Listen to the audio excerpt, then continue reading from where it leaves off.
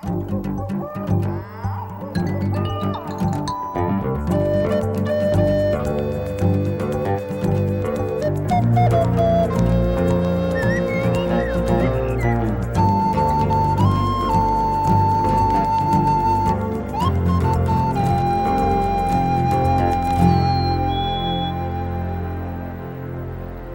there, welcome to Brier Island, Nova Scotia, one of Atlantic Canada's bird-watching hotspots.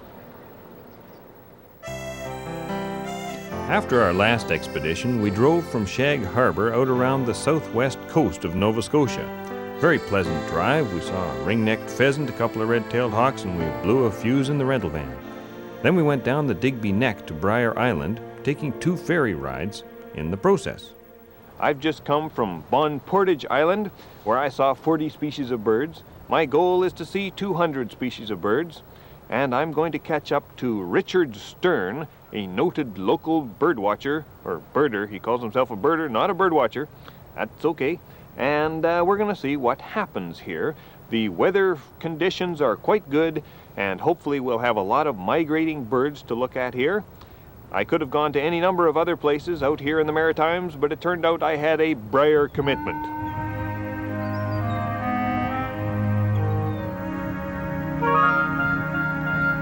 So is there a good garbage dump on this island?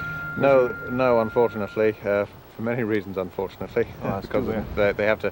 There's a garbage truck comes from Digby, so they have to take it out. Oh, I see. So if we want to watch gulls, we have to come down here past the fish plants. That's right, yeah. And see them on the rocks. This is where the gulls tend to hang out, and it's near the fish plant, so they feed on fish offal. Mm-hmm. But of course, with the state of the East Coast fishery, who knows what's going to happen to that in the future. It is awful, I quite agree. So looking out at these gulls, you see any number of different plumages. It looks like a horribly complicated situation, but you're telling me that this is mostly 2 species.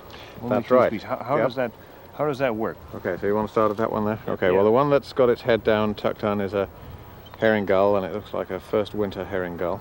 It's all dark and got a dark head, got a dark bill as well. And the next one that's standing on a rock to its right is an adult winter plumage herring gull. With a bit of brown on the Got a bit of sort of greyish on the head, and yeah. And you can tell it's an adult by the fact that it's got a clean-looking grey mantle and wings, and the bill is that of an adult as well. Then the next one, standing on a rock to its right, is an adult great blackback gull. Yes, larger. It's got a big, powerful bill, sort of very black wings and mantle, very white head.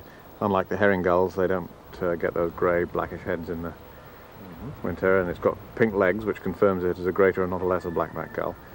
And coming to its right, you've got an adult herring and probably a second winter herring, another second winter, I would say, or possibly a third winter. Then you've got a whole bunch of adult and first winter herring gulls there. And then keep going to the right, and there's another adult great blackback sitting on a rock. And the biggest one there. The biggest one there, yeah. And then come about 3 or 4 birds to its right, there's a first winter great blackback, which has actually got a fairly white head, but again, it's got that thick black bill and a rather speckly sort of mantle and wings. Beside an adult herring gull, that's right, yep. Yep, and then go one to the right of that is That's actually a nice build comparison, isn't it? Yes, it is. The herring gull's got the adult herring gull's got a yellowish bill there with that red spot on the tip. It's a more delicate bill, too. Yeah, that's right. And the blackback's got a great big, ugly looking black bill, which the first winter has there. And then come a little more to the right again, there's a couple of herring gulls, and then there's another adult great blackback. Right, and that's the end of that line of gulls, yeah. Very good, thank you.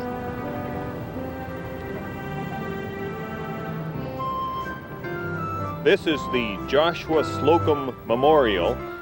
Captain Slocum used to live here on Brier Island, and he was the first man ever to sail all the way around the world alone. Took him a little over 3 years, from 1895 to 1898. No one knows how many species of birds he saw.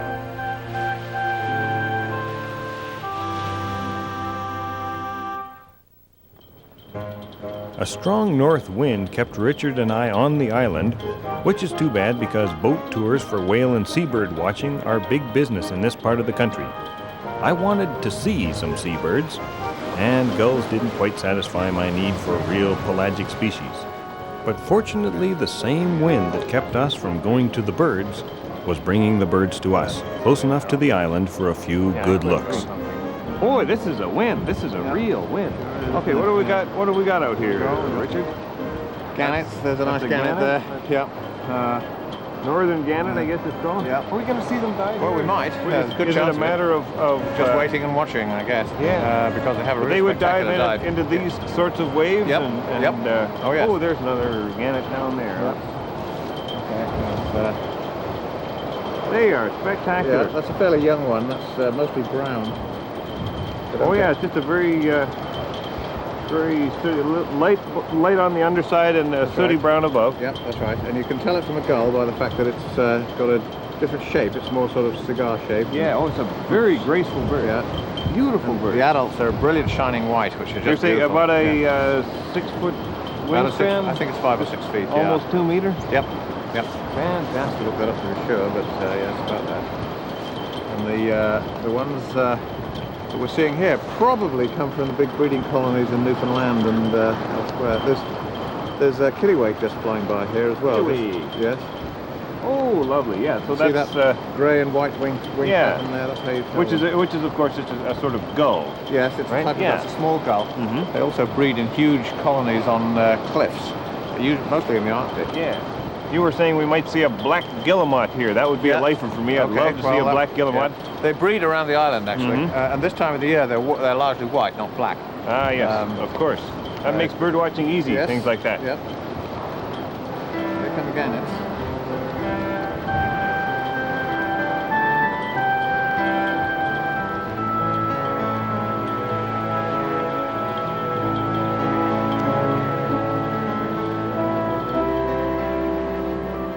That old north wind also brought migrating land birds to Brier Island, and our sea watch was cut short by the lure of hundreds, if not thousands, of warblers and hawks on a nearby wooded hillside. Like many seasoned birders on their home turf, Richard wanted to hit all of his favorite birding locations in a single day's effort, so we couldn't linger in any one spot. At times, the warblers would tumble through the air by the dozens like autumn leaves against the blue October sky. This is an amazing situation. There are so many yellow-rumped warblers fighting the wind right here. What do you got? Redstart. Redstart, American redstart. Yeah. Another warbler. There's thousands of them. It's incredible. One of them bumped into my back. There comes a sharp-shinned hawk. We just saw a palm warbler went into the bush. Sharp-shinned hawk went into the bush behind it in hot pursuit. There. Oh, look at that sharp-shinned hawk. Fantastic. Oh, there it goes. Yeah, now all the warblers are going to be down for a bit. Yep. These are all full plumage yellow rump warblers, and the one diagnostic field mark, if you can see it, is the bright yellow golden rump. You don't always see that, so otherwise they're basically a small brown bird, a small brown warbler, with a pale undersides with fine streaking all down the undersides. They have a touch of yellow on the shoulders and a touch of yellow on the top of the head, and they've got a white chin, and they have that characteristic chip, but they're not difficult to identify. And in fact, even for a beginner standing here, there are huge numbers of warblers, but they're nearly all one species, so it's not that difficult. Yes.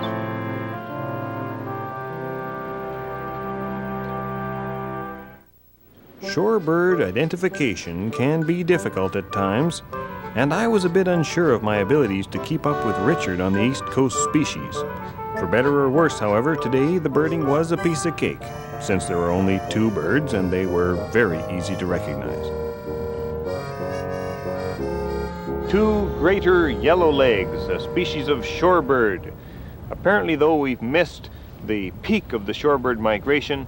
When's the best time for a birder to come here to Brier Island? When would you recommend? Well, for the shorebirds, early fall, because this area where we are now, where we've just seen only 2 shorebirds, is usually teeming with shorebirds.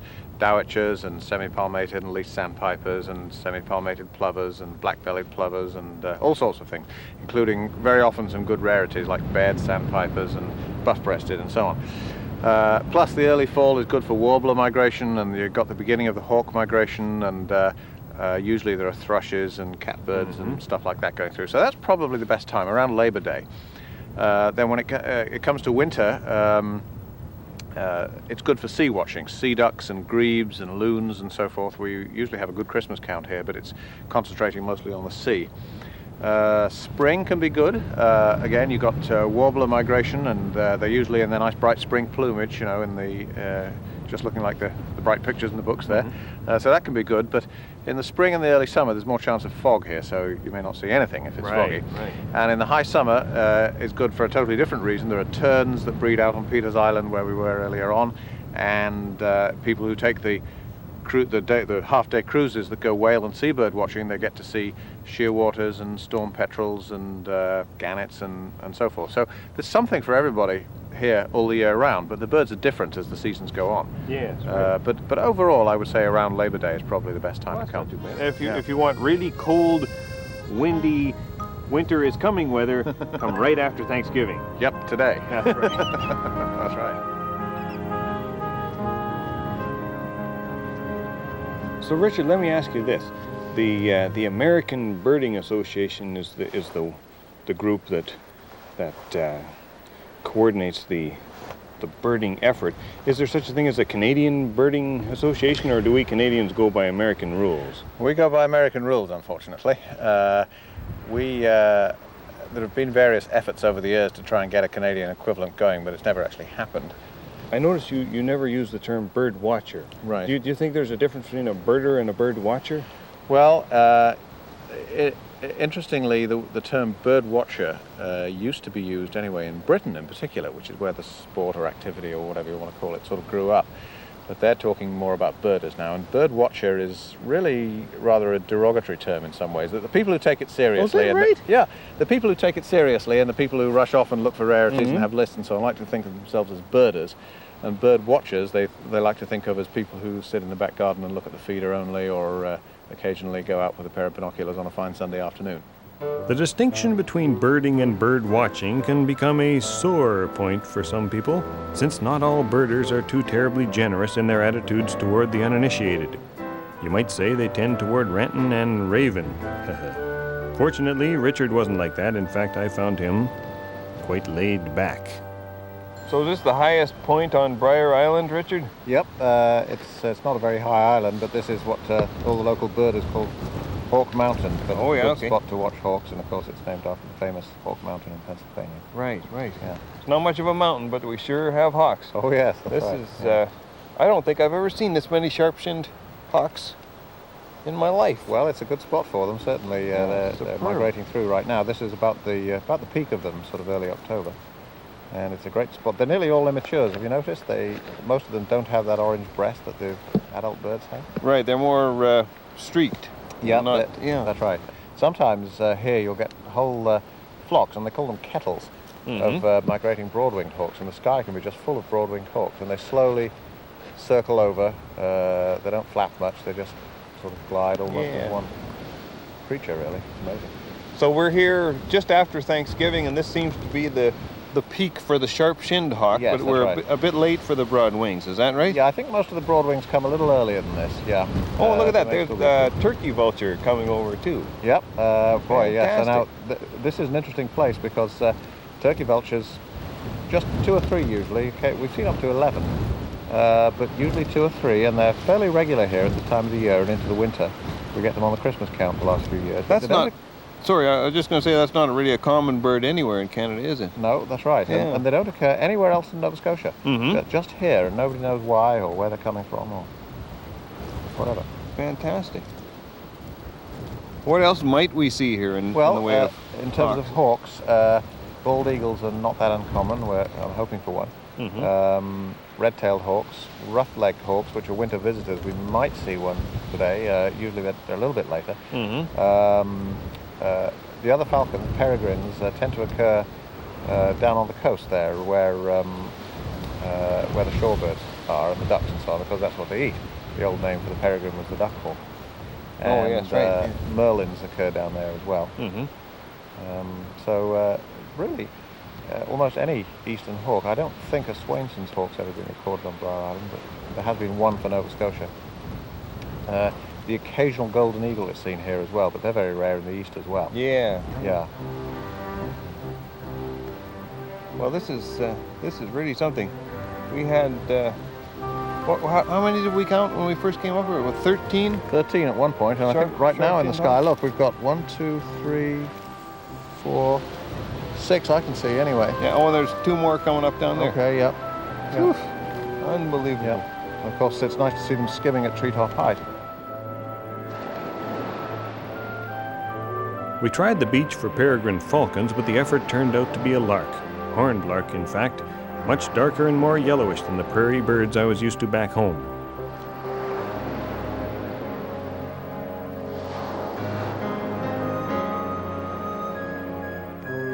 After the flock took off, Richard and I took time to relax among the dunes and discuss the art of birding a bit further. Richard, you strike me as a real birder's birder. Do you keep a lot of lists apart from your life list, the list of all the things you've seen in your life, or all the birds, I should say, not all the things? Well, yes, I keep a number of lists. I have a life list and a North America list and a Canada list and a Nova Scotia list and a list for my own county and Brier Island as well, and one for my yard list at home and my cottage too.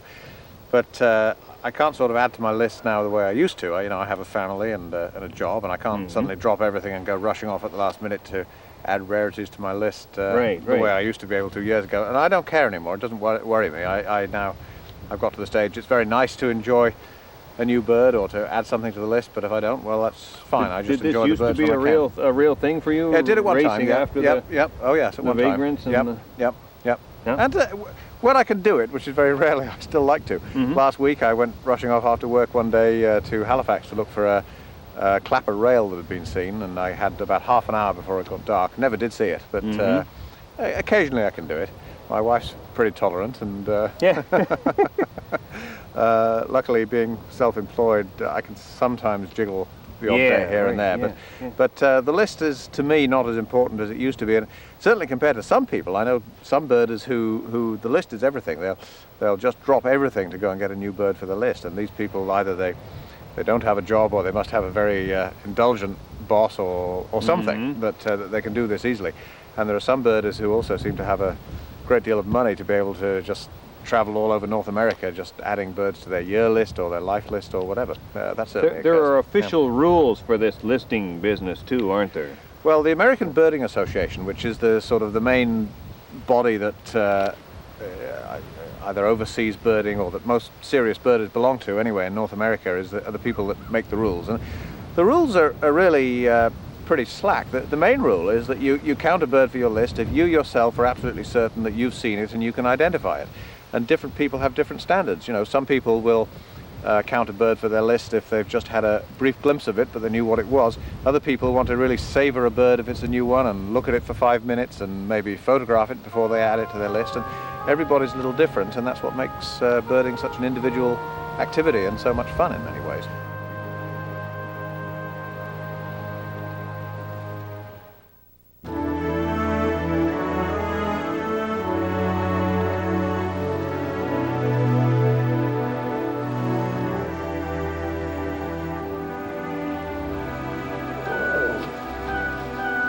I was a young bald eagle, not old enough to have the white head yet. I'm glad I brought 10 power binoculars. You can usually buy binoculars in either 7, 8, or 10 power, meaning that they make the bird look either 7, 8, or 10 times longer. The 10 power binoculars are good at a time like this when the wind is low and my fingers are warm, but when the wind picks up and your hands get cold, they're hard to hold steady, and I wish I would have brought my 8 power binoculars as well.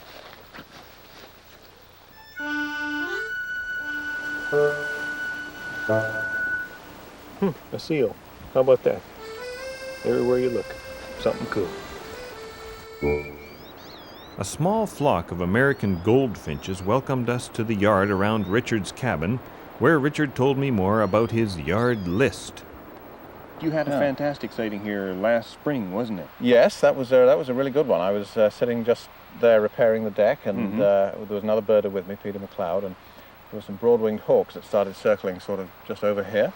And then all of a sudden we realized that from the trees behind there, this whitish-looking bird appeared, and I suddenly realized what it was, and so did Peter, I guess, and I yelled out, "Mississippi kite!" And sure enough, the thing then circled all around us, and we got really good looks at it, and Peter got it on video, and I got slides of it, and that was the first documented sighting for the province. So it was a life bird for me. I'd never seen one even in the States. It was right over my own cottage. It was new for the yard list. It was the first for the province, so that was one of the best birds I've yet seen in Nova Scotia, I guess. Fantastic. That's a beautiful bird too. Well, I've seen some other good birds here as well. We've had a western kingbird in Where that did it go? in that tree, and we've had a scarlet tanager on the roof. One day we came around the corner here in the car, and there was a bald eagle sitting on the roof, actually. No kidding. Yep, and they feed on gull. A lot of gulls nest down here, yeah. and I think it was feeding on gulls' eggs and gull chicks. That was in the early summer. Not bad, not bad. Yeah. The morning after my day of birding with Richard Stern, the sun rose on a calm, almost perfect October day. Almost perfect because I had to leave. But before I caught the first of the 2 ferries that take you back up the Digby Neck and onto the road to Halifax, I had one more chance to try my eye at eastern gull watching along the water's edge.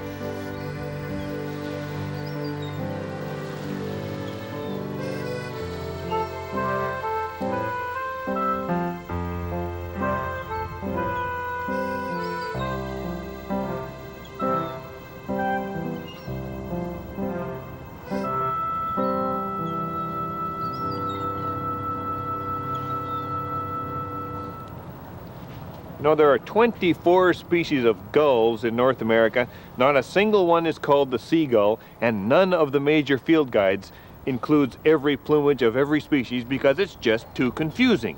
If you want to cut through all that confusion, if you're not ready for the aficionado stage of this gull business, ignore all those speckly brown immature gulls. Focus on the adults with the nice white heads or the nice black heads, whatever. Figure those out. Worry about the young ones when you're ready for them. Well, Brier Island was a great place to bird, and it brought me 28 species closer to my goal of 200. You might think it would be easy, having found 68 in the first 2 episodes, and maybe it will be. But the fact is, the more you watch birds, the harder it becomes to find new ones, unless that is you are willing to travel, which most birders certainly are.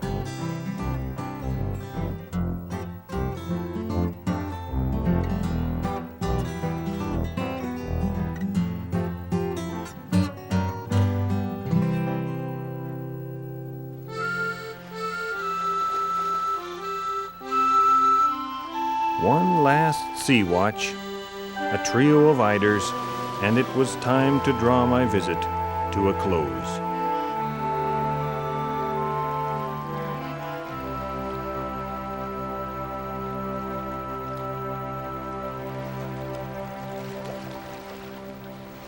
Well, I'd have to call this trip to Brier Island an unqualified success. I had a great time. I saw a lot of birds, and you know, I've been around migrating birds an awful lot in my life, but I've never quite felt that sense of urgency that those yellow-rumped warblers and sharp-shinned hawks had. It was really quite frantic here on the island.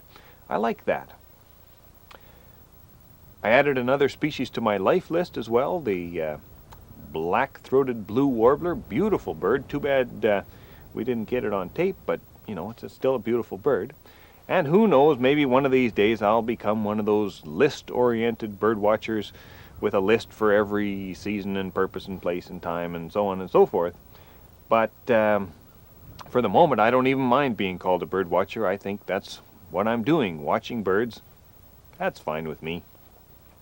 There are 2 things, though, that are quite obvious. First of all, these birds are leaving this part of the world. And secondly, it's getting a wee bit nippy out here in the Maritimes. So I think next time we'll travel to some place a little bit warmer and see if we can see a few other species of birds, see how it shapes up that way. In the meantime, happy bird watching. Work on your lists. You could always start one for the birds you've seen on television. Perhaps you could start a list for birds you've seen on one particular television or from one particular chair on one particular channel. Possibilities are endless, aren't they?